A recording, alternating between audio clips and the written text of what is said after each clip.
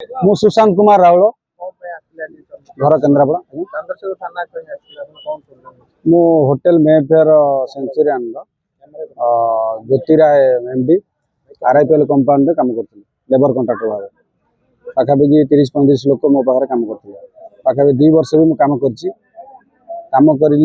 October 10 तारिख में काम छाड़ी भी जनइली एमडी को विथ पीएम को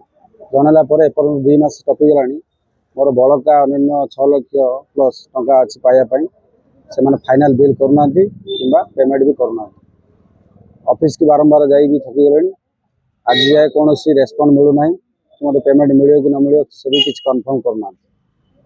यह प्रोब्लेम ये चंद्रशेखर थाना भी एफआईआर करी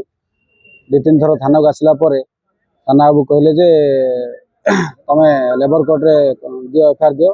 एठी से माने कहले कि सुनुना भी बहुत थर थाना को डकई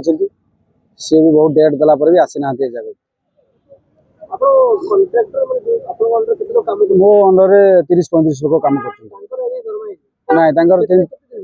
कर कार 5 मास कार 6 मास पेमेंट सब बाकी अच्छी कार 30,000 40,000 50,000 सब अच्छी मो एफआईआर देवार रिजन हूँ ज्योतिराय आरआईपीएल एमडी आउ तार पीएम अक्षय राउत सी हूँ मुख्य भूमिका जाकि मो पेमेंट न पाइबार मुख्य लोक सी हाँ ये लोक सब ओडिशा लोक।